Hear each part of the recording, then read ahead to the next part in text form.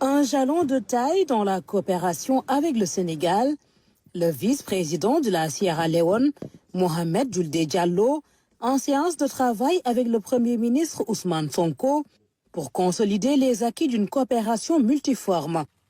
Audience voulue par le président de la République que le vice-président a déjà rencontré. D'abord, je suis très content. D'abord, la connaissance de tous les accords précédents, la connaissance des premiers ministres sur les accords précédents entre la Sierra Leone et le Sénégal.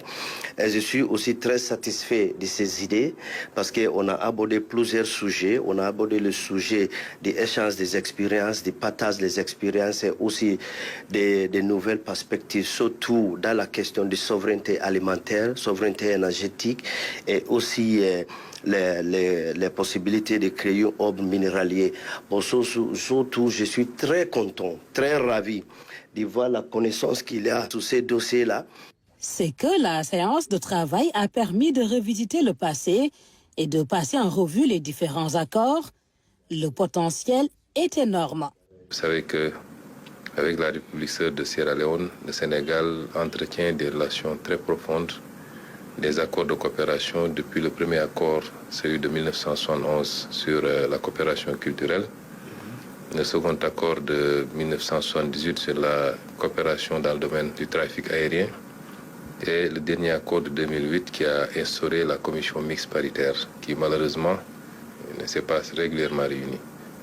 Regretter mutuellement en tout cas que malgré ces accords, la coopération n'ait pas été suffisamment développée.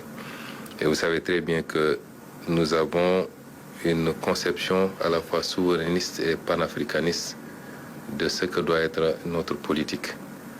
Le président de la République l'a régulièrement rappelé lors de toutes ses sorties. La souveraineté touche aussi le secteur des mines.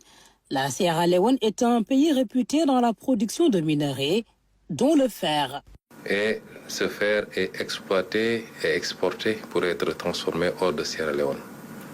Nous considérons aujourd'hui qu'avec la découverte et bientôt les premiers mètres cubes de gaz au Sénégal et ce potentiel au niveau de la Sierra Leone, une bonne coopération pourrait permettre aux deux pays de mutualiser et de transformer ici entre le Sénégal et la Sierra Leone et évidemment de créer beaucoup de valeur ajoutée pour nos deux États.